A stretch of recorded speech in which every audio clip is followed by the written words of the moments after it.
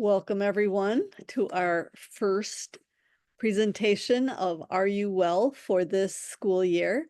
We are so glad that you've joined us. We did a group at noon today, and we're repeating the same talk this evening. It is being recorded, so you'll be able to go to the wellness website and be able to pick that up for all the wonderful information that's going to be presented. My name is Judy Fredericks. I'm your wellness liaison, and I will be here every month at noon and 6 o'clock with a different topic around wellness, and we'll talk about that in a moment. I have a wonderful guest speaker, Jill Gable. She is the Director of Student Financial Affairs, and she has been in financial areas for jobs in higher education for the last 10 years, for more than 10 years. She's very passionate about making sure that students get the financial help that they need. And so there's going to be many links. And again, it is recorded. Before we get started, I wanted to make sure that we took a moment to recognize that it is 9/11. And there is a quote on the 9/11 memorial that says, "No day shall erase you from the memory of time." And I think that's really important that we just take a moment. It's been 23 years. There's been so many things that have happened over those past 23 years. Right now, so many things going on that we just want to send up a positive thought to all those that were impacted by any of the tragedies, shock of loss, mourning, the idea of never forgetting. So if you can just take 10 seconds to just quietly send up some good thoughts.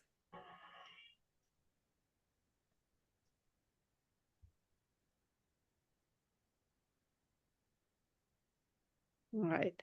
Thank you so much. All right, so let's go ahead and get started. So as I said before, that we come every month to talk to you about wellness. So are you well is the question. And my hope is that with each one of the topics, you'll be able to take something and put it into practice that day or the next day so that you're going toward your wellness. So as you can see on the screen, we have something scheduled each month. In October, every Wednesday will be Wellness Wednesday, and will be mental health forums where there'll be panels talking about different topics in mental health. In November, we'll talk about setting up your workspace. In December, we'll talk about uncertainty, and especially as we come out of elections and go into the holidays, that will be a really important talk. In January, if you are going to set any goals for yourself, we'll talk about eating your way to wellness. February, you're looking at some exams, you're looking at some final presentations. So we'll talk a little bit about perfectionism. Definitely sleep, because most students, if not everyone, is a little sleep deprived. And then as we definitely get into the end of the year with finals, about ways to supercharge your brain so that you can retain more information and feel a little more refreshed. And then finally, restoring your energy. So I hope you'll be able to join us either at 12 or 6 on those dates, or check into the recordings, right? So let's go ahead and get our evening started the way we always start. If you would settle in and just put your feet on the ground, settle back in your chair, hands on your lap, and stretch your neck a little bit. Take a deep breath in through your nose, out through your mouth. Gently allow your tongue to rest on the palate.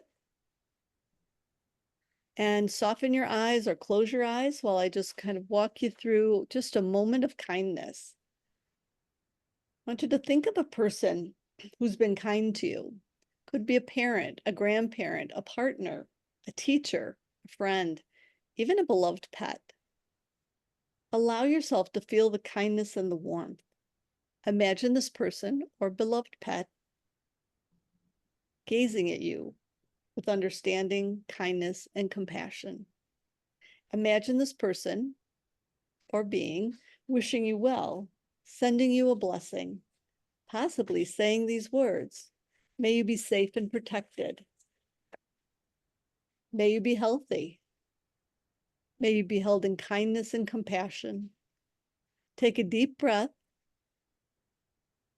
and let's stretch.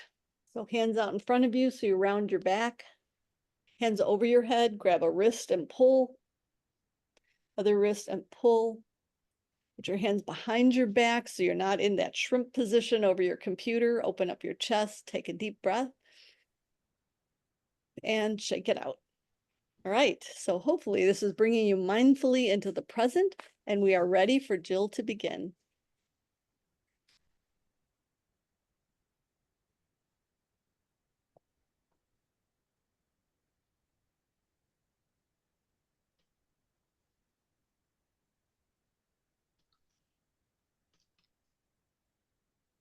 Jill, can you unmute?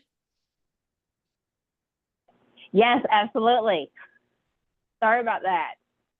All right. So thank you, Judy. We appreciate you introducing me. And I would like to go ahead and get started.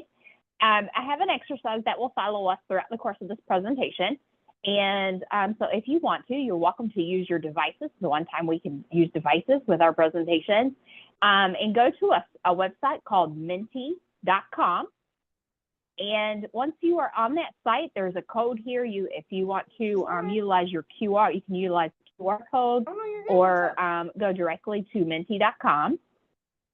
The code is 31804267.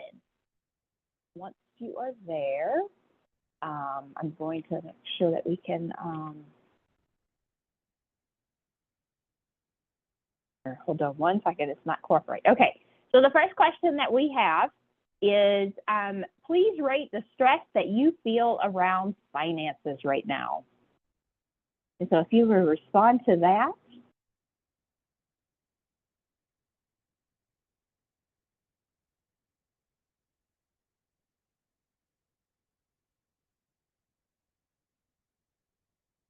All right, I'm going to put the 10-second warning up. If you would like to respond, please feel free to do so.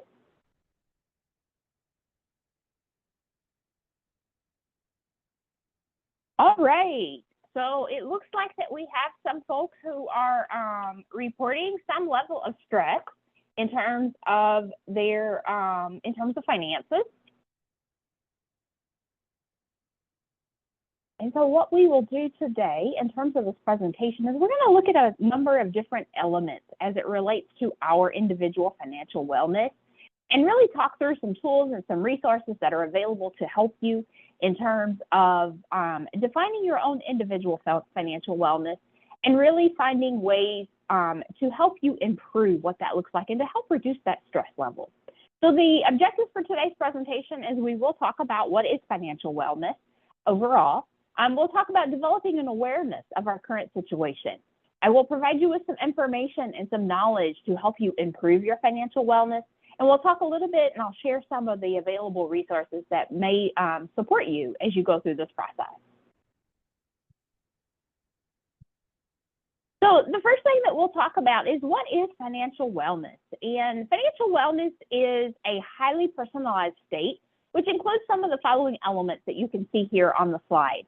Financial well-being is a very personalized state in that it really is up to you as an individual in terms of what does it mean to you to be financially well. You know, the first element that is often attributed to financial well-being is having control over your daily and monthly finances, being able to absorb unexpected expenses, staying on track to meet financial goals, and having the freedom to make the choices to enjoy your life. Ultimately, at the end of the day, what we are looking at is financial well-being in the present as well as in the future. You want to be able to have security and freedom of choice as a part of that. As you can see by looking at this definition, you know, it can mean something very different for each of us on this call today. And so it's really something that you want to think through each of these elements in terms of how does it apply to you and how are you able to put into practice measures and use tools that can help you to be financially well. As we think a little bit more about financial well-being as a whole, there are some additional influencers, some things that are part of our life that influence our definition of financial well-being and how it's applied in our individual life. First thing that we'll talk about is really your social and economic environment. These things have a big influence in terms of what does it mean to be financially well. What surrounds you in your family, your community? What are the thoughts in the environment that impacts you? That often feeds into your personality and your attitudes toward money. You know, how do you think? How do you feel about money? How do you use money? How do you spend your money? And so you want that really has a big part in terms of defining financial well-being for you as a whole.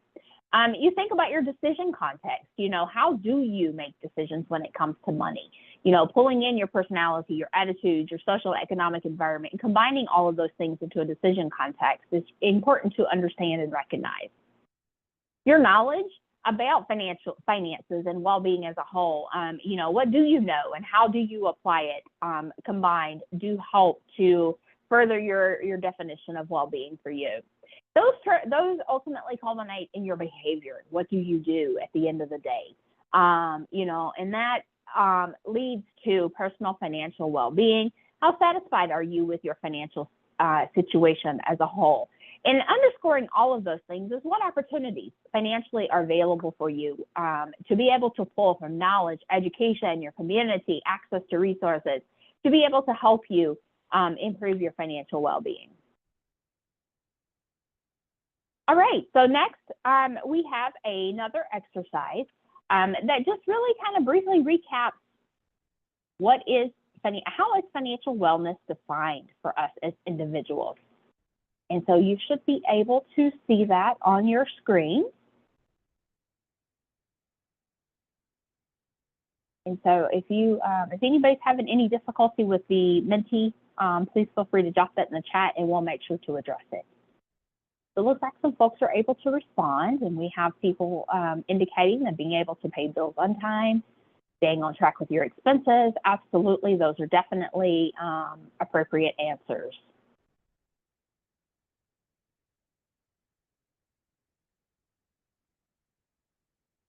All right, I'm going to put the 10-second warning out there.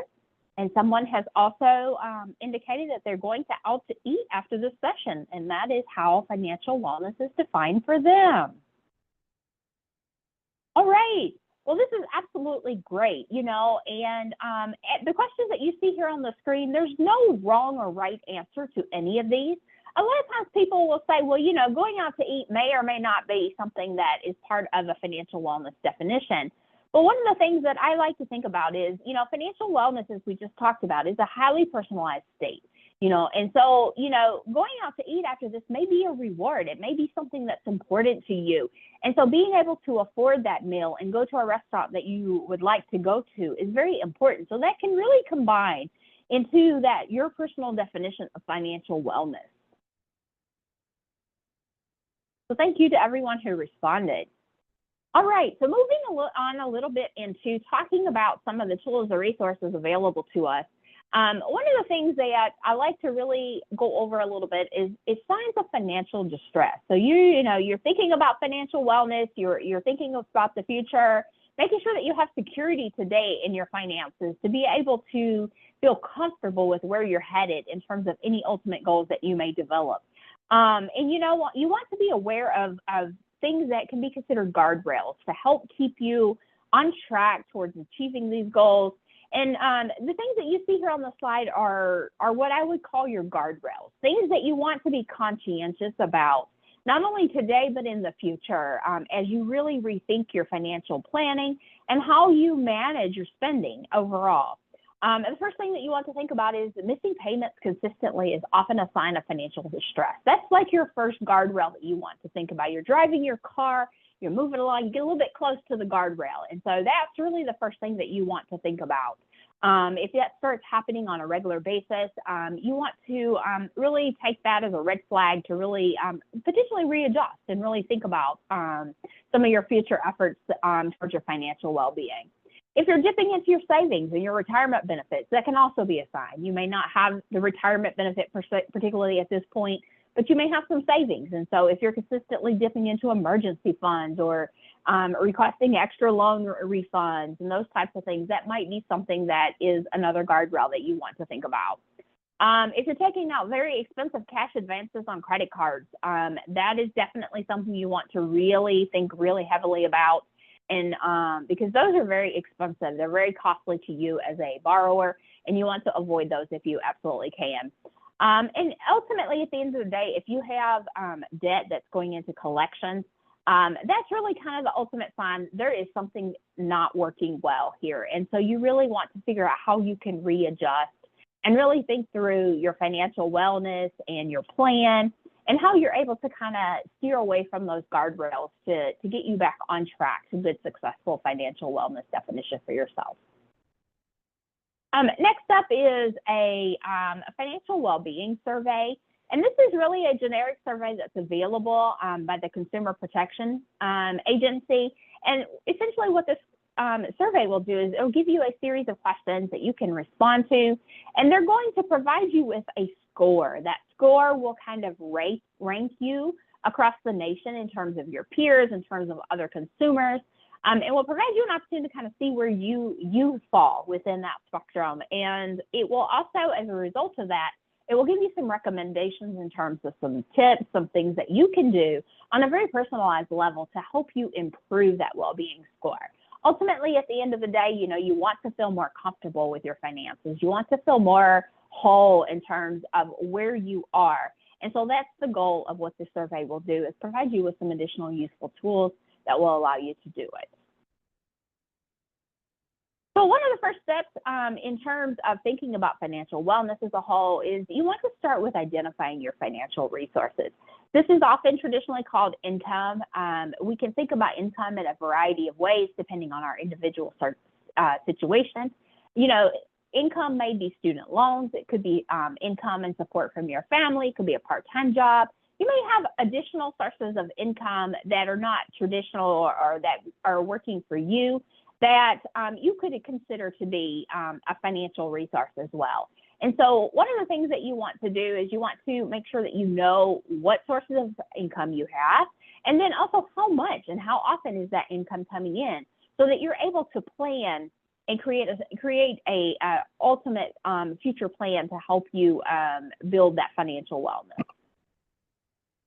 The next thing that we'll talk about is tracking your spending. And this is probably one of the most critical parts of building a good financial plan. You know, this is really where you go through and you look at your individual personal situation, your spending, those expenses, and you really identify, where am I spending money and how am I spending money?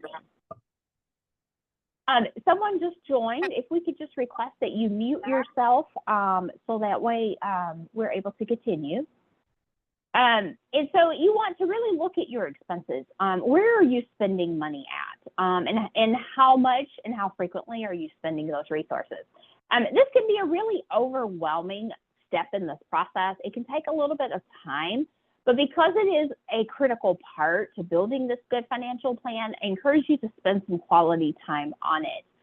Banks and credit card agencies, a lot of them have tools or resources that you can utilize, such as spend analyzers. You can often download your expenses as an Excel spreadsheet if you prefer to do it that way. And then you can really start categorizing and looking at those different expenses and figuring out where you're spending funding at. The one disadvantage to utilizing spend analyzers or Excel spreadsheets is you're going to get the different maybe stores or institutions where you're spending your money. You might not get the breakdown of what you're spending those funds on, but this is an important step because then you know for sure, hey, at Jewel Osco, I'm spending X amount of dollars each month. You know, that's more than likely going to be a monthly grocery bill that you're looking at. Mint.com is another tool. They have accessible to individuals to be able to track expenses. You can often link that to your bank account. Those types of tools that are really very flexible and interactive are often the most useful. You know, when you're going through those expense categories, you want to identify those fixed expenses, those flexible expenses. So fixed expenses are those things that just don't change very frequently. You know, your rent, your mortgage, your car payment, those types of things are going to stay pretty static from a month-to-month basis. There's an expense category that's often in the world of finance called a variable expense. I like to call it a flexible expense. It makes a little more sense. And those are things that can vary from month to month. You may pay $200 in groceries this month. You may pay $300 next month, or $150 depending on what's on sale. And so those are the things that are your flexible expenses. So you identify your categories of spending, whether they're a fixed expense, a flexible expense, so that you are able to make decisions based on this information. And so those are very helpful. Generally speaking, it's encouraged to look at a longer period of time when it comes to tracking your expenses. A minimum of 30 days is good, but you may want to include up to 90 days. Sometimes we have quarterly expenses that get lost if we only look at a month of expenses. And so it's often good to go through this exercise for 2 to 3 months minimum, so that you're able to really identify all of those spending trends, those expenses that you may have on a regular basis. You know, and this is, as I mentioned earlier, it's a very critical part of the process. It's also a very difficult part of this process, you know. And so one of the things that I strongly encourage you to do as you go through and look at these expenses is be very kind to yourself. You know, you may have a good handle on what your expenses look like, and that's great and absolutely wonderful if you do. If you don't, that's okay. That's part of this process to help you build financial wellness and get to a different place with your finances. But you may find some surprises, some things that you didn't realize where you're spending your income and how much maybe you're using a credit card. And so it's really important to, you know, go through this exercise, but be very kind to yourself. And sometimes that's why it's a little easier to do it over a period of couple months, because then you're able to kind of tackle some of those things as you go through this process.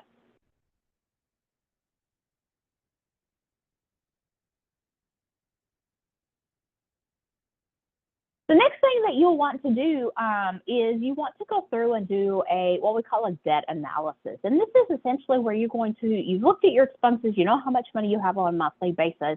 This will provide you with an opportunity to track all of your actual debt that you owe currently. And this may be things like credit cards, car payments, mortgages, insurance, those types of things that you are obligated. You sign documentation and you're obligated to make those payments.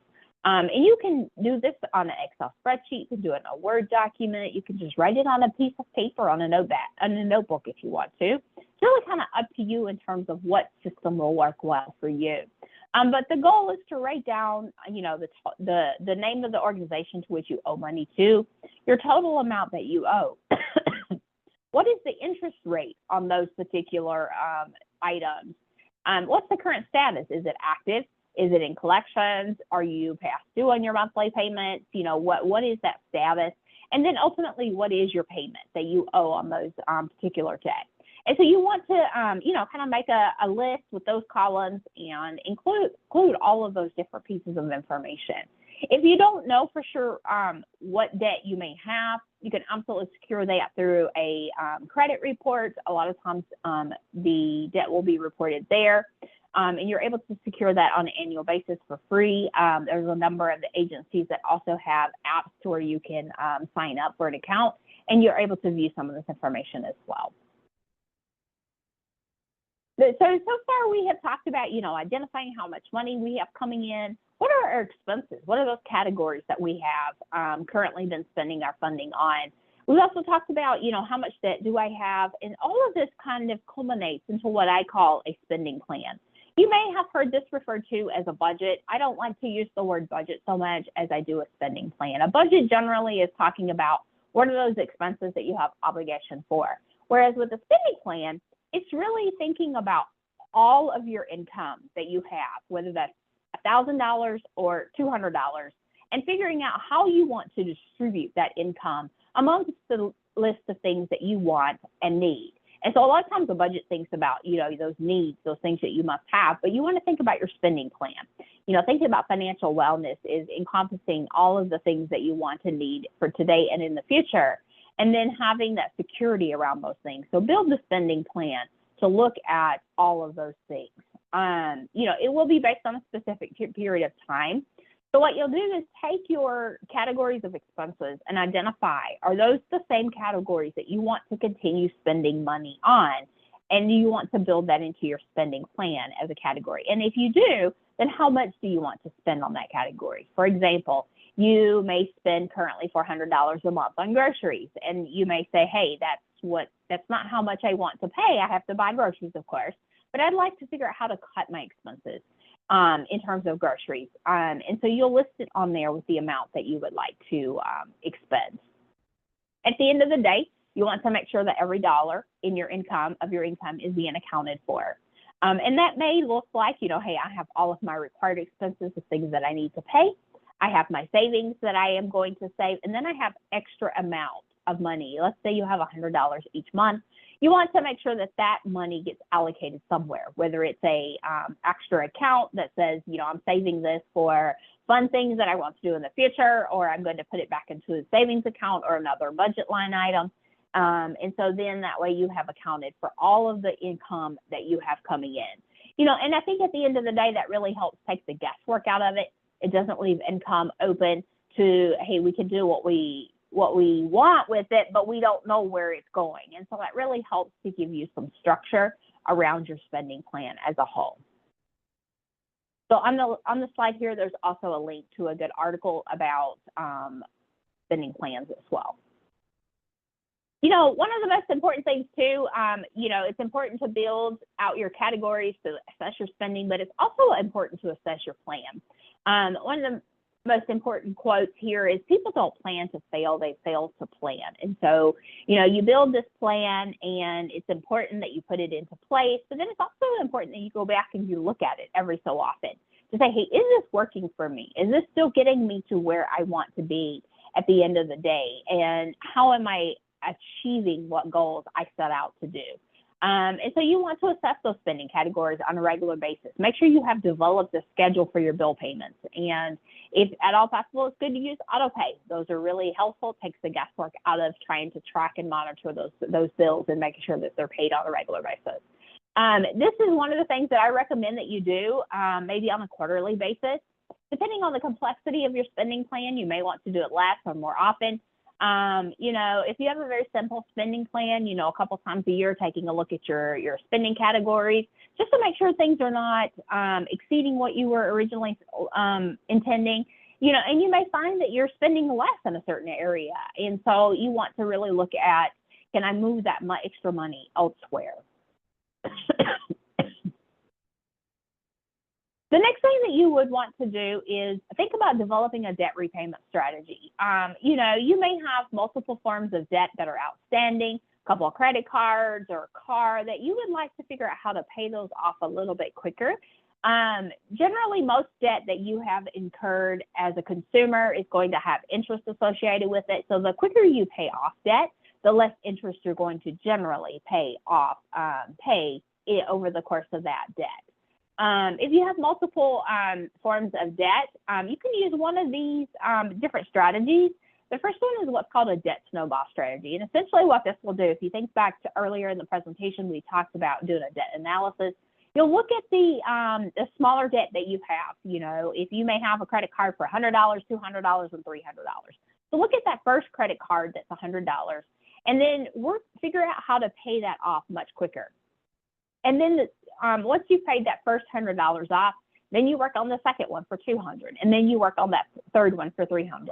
The debt snowball strategy is really invigorating when you're really trying to build financial wellness and you're really thinking about getting your finances into a different place, because you get some quick wins pretty early on because you're paying off smaller debt very quickly. So you're able to see, I put an extra $20 a month towards this monthly payment, and I paid this off in 3 months. And so it's very invigorating to be able to do that in that way.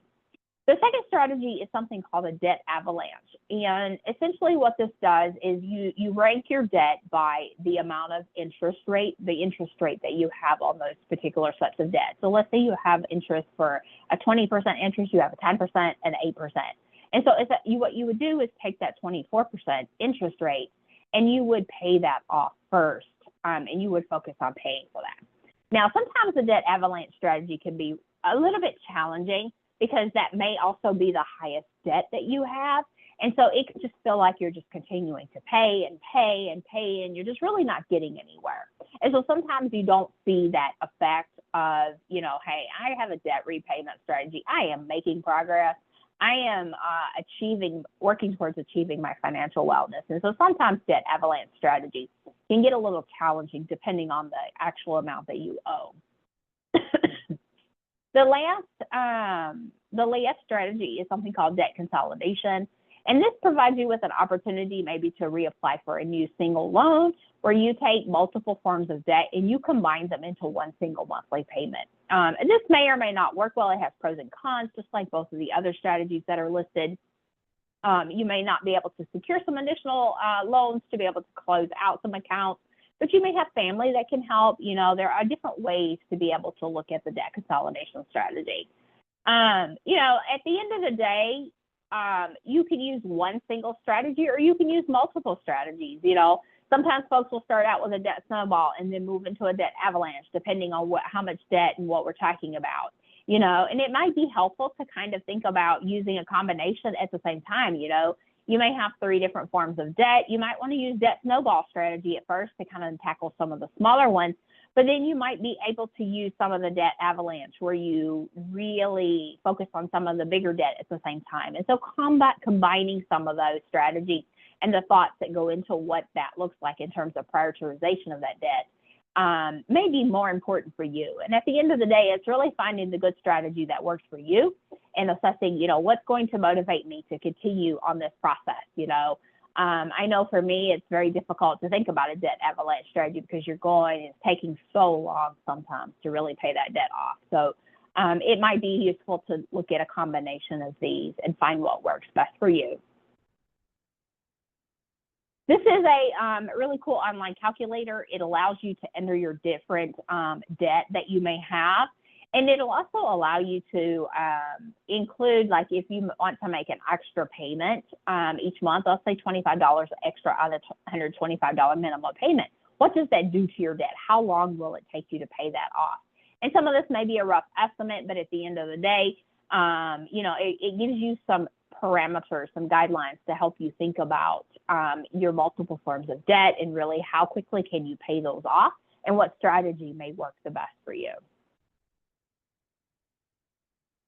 All right, so it talks about a lot of the details in terms of how to do this, in terms of building spending plan and really getting to a good place financially. The next thing you want to talk about is really developing goals. You know, what do you want to accomplish with your finances? And really think about some short-term and long-term goals that you may want to accomplish. Short-term goals are for less than 1 year, and long-term goals are for longer than a year. You want these goals to be SMART, which means they'll be measurable, they're achievable, realistic, and timely. You know, I don't encourage developing 10 or 12 different goals that you want to work on. You know, you want to always be smart about this. You know, 1 or 2 goals of things that you can work on slowly. You want to make sure that they're measurable, achievable. You know, short-term goals, it may involve something like building your short-term emergency fund for yourself. And you may want to say, hey, your one short-term goal may be, I would like to have $1,200 in the bank to help me with emergency expenses. And so that may involve, you know, looking at saving $100 a month to get to that $1,200. A long-term goal may be something like, you know, I'm going to create a different account and I want to save money to buy a car for when I graduate in 2 years. And so you may say, I'm going to put $25 back for each month until I graduate. And that's a longer term goal. You may say, I'll do this for 24 months or 36 months, however that works. And so that's a longer term goal. And, you know, we have a deadline, we have a deadline, you know, you're able to then track and monitor. Are you able to achieve that goal? Are there barriers or are there things that are getting in the way of achieving these goals? And if so, you're able to, as part of your assessment of your spending plan, you're able to then identify what is interfering with this process so that you can adjust and really make it work well for you. All right. So, you know, a lot of times goals do revolve around saving and figuring out how to do that. You know, sometimes that can be challenging. It's you know, sometimes we have limited income and that doesn't make it easy to do, right? And so, you know, you want to make saving your best choice. Just like planning, you don't intend to fail, you fail to plan. And so it's really kind of like that, you know, make this your best choice. When you have periods of time where you don't have as much access to resources, you want to focus on developing the habit of saving, you know, and that may be $10 a month. It might be $5 a month. It might be looking at your spending categories and saying, you know, if I cut my spending in one category by $10 a month, I can save this money, right? I can develop a habit of really getting involved with this process and thinking about how I can save money. It's always useful if you set up an automated savings plan to where when the money comes into maybe your checking account, it goes straight into your savings on a regular basis so that you don't have to think about it. It takes the guesswork out of it. One of the things that I always encourage folks to think about is, you've got some debt that maybe you're working on. At some point, you're going to pay that off. And so what are you going to do with that money? A really good choice here is to put that money in savings if at all possible. If you've paid off all of your debt or you've made substantial progress towards that, it might be good, if you have $100 that you're paying on a credit card bill, move that directly into your savings. And then you further develop that habit, but you also develop a good system for saving money. And you want to continue to look for ways to reduce unnecessary expenses. That does not mean to cut things that you do need. You want to make sure that those basic needs are still being met, and that you have opportunity to purchase the things that you want that's going to enhance your quality of life. But if there's something that you just don't necessarily need and you're okay with making that sacrifice, then take those funds and put them towards savings at the end of the day.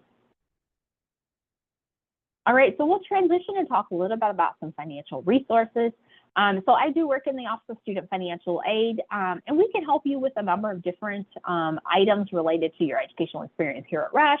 If you have questions about your award letter, your financial aid paperwork, documents that we may ask you to complete, you can reach out to us, disbursement authorizations. If you have unexpected emergency expenses that occur throughout your time at Rush and you need some assistance or guidance on how to help pay for those, we do have emergency funding available that we can work with you to see if we are able to help you. If you have budgeting questions, you can always contact us. I'm always more than willing to sit down with you and walk through what that may look like. The Student Business Office is a good resource if you have questions about your bill, your tuition charges.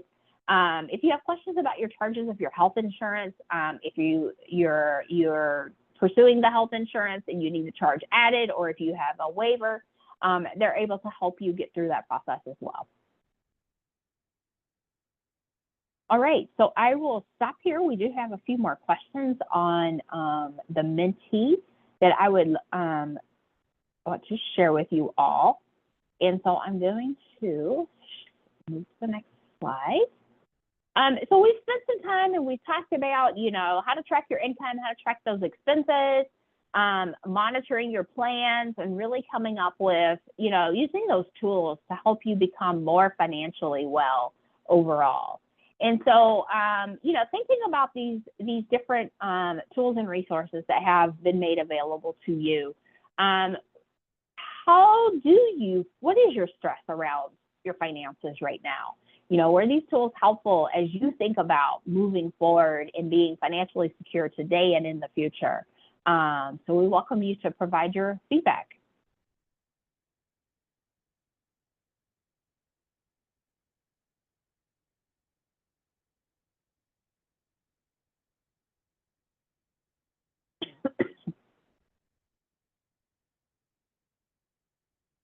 All right, I'm going to start the 10-second countdown. We do have a couple more questions for you, so stick around and we will get those on the slide here, on the screen here in just a second. The next question that I have is, I'm interested in knowing a little bit more about what topics you would like to hear more about related to finances. So I encourage you to type your comments, your thoughts in the word cloud that it gave you an option for it, and your responses will start popping up on the screen here in a second. Saving for property? Absolutely.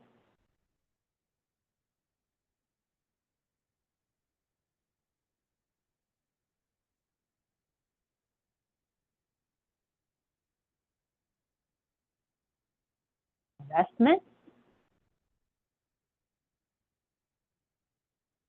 Certainly appreciate your responses.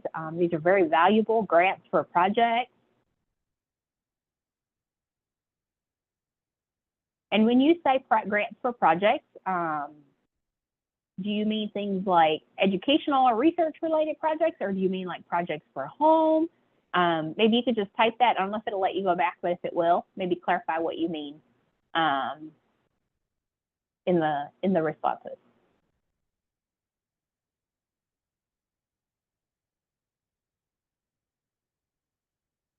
All right, 10-second timer, countdown timer.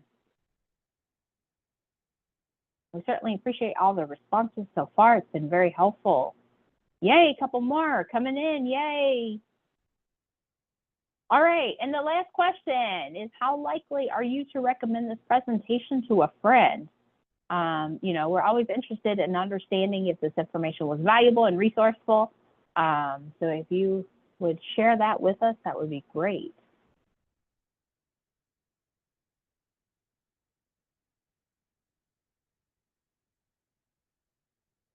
I bet it's giving you issues there. Now you should be able to respond. Apologies for that.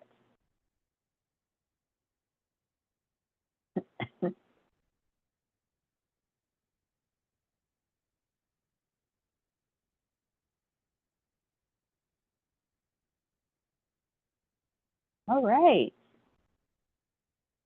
10-second countdown timer is on. We certainly appreciate your interaction with the questions and sharing your thoughts. And if you have any questions at the end of the presentation, I will stick around. I'll also drop my contact information in the chat. You're welcome to reach out to me directly as well if you have any questions. And with that, before I turn it back over to Judy, there are a couple of some additional resources here. I do want to put a plug for Capital One. They have a really super awesome Money and Life program, and they will really sit down with you and kind of coach you through this process of thinking about money and how do you do it effectively. You can get up to 3 free 60-minute sessions. You don't have to be a Capital One customer, so that's really the cool part about this. And they are highly educated and well-trained in these areas. So do take a look at that opportunity and take advantage of it if you're able to. Some additional resources if you're interested. And with that, I will turn it back over to Judy. Thank you so much, Jill. A lot of really good information. So I wanted to add a few more things, and this has to do with your mental health benefits and introducing yourself to the Wellness Center if you have not been aware of it. So we have an amazing Wellness Center over in the Triangle Building. And this is the Triangle Building. If you haven't seen it, it's across the expressway. So it's a 7-minute walk from the university. I'm going to go ahead.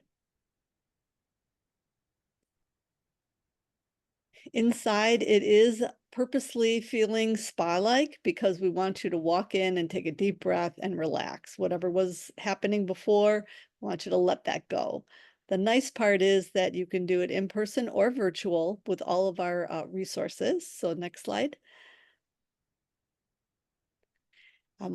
There's counseling, case management, and all of these counseling and coaching types of things are free to students, house staff, and employees. There's no session cap. So if you've ever thought about the fact that I feel really anxious before a final exam, or I have a study anxiety, or I'm a perfectionist and I never can get started, that would be a good opportunity to meet with one of the psychotherapists to work on that, and knowing that it's free and there is no, again, no session cap. So that's a really good opportunity for you to kind of get your toe wet, get your toe in the water here for counseling at the Wellness Center. There is also an energy pod over in the Student Center, Cultural Center, the second floor of the Armour Academic Building, and you would need to make an appointment. It's a 20-minute appointment that you would make, and it's kind of weightless and quiet and in a really good position to be relaxed. It's just very refreshing, so I would highly recommend that. There is also one over in the fitness center that is usually used by the employees. This one is for students only, so definitely take advantage of that. Thank you. On our website, as you can see, there's a lot of different things that you can go to. You can find out about the fitness center. You can find out about the wellness center. You can find out the specific programming just by going to the SharePoint site. Okay, next slide. We are open 7 to 7 Monday through Friday. It is in person and virtual, as I mentioned. You can go to Inside Rush to find it. So it'd be rush.edu/wellness to be able to find that. And all the services, the videos that are recorded, any of the events coming up are all on the site. So it really is worth your kind of a mental health boost to go to the site and just see what's in it. We definitely want you to feel confident that your confidentiality is protected. And so not only is the design of the space in a confidential structure, but also the documentation and the scheduling is all done with your confidentiality, your privacy in mind. So we want you to feel confident when you come for services that things are confidential for you. As I mentioned earlier, that we do have the Wellness Center, but we also have a student assistance program. So we work with a partner, ComPsych, and they have a 24/7 counseling service. They give you 6 free sessions, which is different, it's not unlimited, but you get 6 free sessions. This is a non-rush provider, and they again do phone call or in person. They also have opportunities for legal advice. So you get a half hour talking about legal issues, financial, and information about elder and child care. So definitely something to check into. You can either go to the Wellness Center website, or you can use the QR code, or you can call the number that's on your screen. And if you need services right away, you want 24/7, you'd be able to get them by using that same phone number. Now for in-house kind of support, what you would want to do is write down the 852323 pager number, because that's our psychotherapist. They carry this pager 24/7. So within an hour, usually 10 minutes, you'll get to talk to a psychotherapist about what's going on with you. If you're just not feeling okay, you're not feeling settled, there's something going on, last couple days, you just can't shake it, be really good. And if you can't get an appointment with a psychotherapist for virtual or in person, this would be what you would use. You would go ahead and use the pager, talk to them, and what they'll do is settle you for that moment and then get you set up for the next couple days. So again, that pager is 852323. Okay. We have several programs that are always going on. I mentioned about the mental health forums. That's one of them. But as you can see, we do a self-care challenge. We do support groups. We do a peer support. That's a phone support type of thing. The center itself, we teach mental health first aid. We do coaching. So there's a lot of things that are going on. And again, it just really is worth a few minutes of your time to go onto the website. Well, I mentioned mental health first aid. We are teaching it, so it is free if you want to take the course. It's usually on a Saturday once a month, and you're able to go on the site and sign up for it, or again, go ahead and scan this. But it's just kind of a good thing. It's kind of like mental health CPR kind of thing, knowing what to say if somebody's struggling and not feeling well, not feeling okay, right? Coaching for both physicians and nurses. There are coaching teams that gather together. And so as one of the offerings, after this is a couple more that we have. One is Anchored. Excuse me. Anchored is a support group for either students or for employees. We have one for each. They're run by the psychotherapist. They're done monthly, and you do register. So it is a set group that meets with the psychotherapist, and it has been very popular. It's been kind of enjoyable to get together with a group of people that you know are going to be there each month, and it just like feels good to kind of come home and sit down and kind of relax. And it is an in-person thing. Okay. Peer Connect is our staff that has taken mental health first aid, and what they're doing is offering a free 30-minute virtual phone call that you schedule, and you can either schedule it with somebody in your area or somebody outside of it that you would just like to be able to talk for a little bit. And this is really good for either students that are new to the area, staff that are new to the hospital. It's just kind of a good thing to kind of help you settle a little bit. Okay. This is a good one you want to write down, that if you need an appointment for yourself, a medical appointment for yourself, and you're being told it's like 6 months before you can get in, if you use the facilitated access program, they will look for and put you to the top of the list when anything comes available, and they will call you back. So you can either use the 94 staff phone number or you can use their email, facilitated access navigators at rush.edu. Definitely worth a little note in your notebook. Every time we meet, we'll talk about one of the pillars or several of the pillars of health and wellness. And so definitely want to be able to think about some of the stress management that we covered today and working on your financial wellness. That's important that you take care of that part so that you can focus more on your studies. So do a good job of kind of looking at some of those sites that Jill offered to you to be able to feel a little bit more settled. Take advantage of the free things that are offered on some of those sites that they'll help you sort things out so you know just where you stand. You'll be able to sleep better and you'll be able to be a more attentive student. So that's great. And again, I thank Jill for being here for us. I think there was one more slide.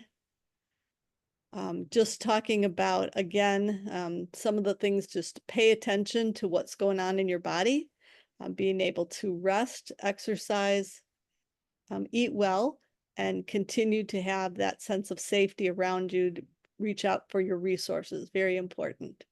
But thank you for joining us. Appreciate you coming in the evening hours. That was wonderful. And then again in October, every Wednesday at noon, there will be the Mental Health Forum. So please consider joining us for that as well. Take care. Be well.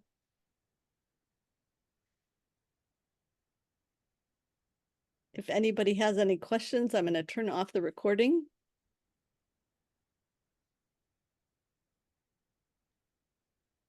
Yes, how do we get access to the links in the slide deck? So Brandon, we can send it to you. So we just need to know who's interested in it so that we'll be able to send it out. Otherwise, it's a recording and it will be on our website, on the wellness website. So you'll be able to go back and listen to it and pull up those slides. Good, thank you. Would you like the PowerPoint sent to you, Brandon? Yes, please. I put my email in the Okay. chat. Thank you. All right, you're welcome. Any other questions? All right, again, thank you for being with us and hope to see you next month. Take care. Thank you. Take care. Bye-bye. Thank you. Thank you.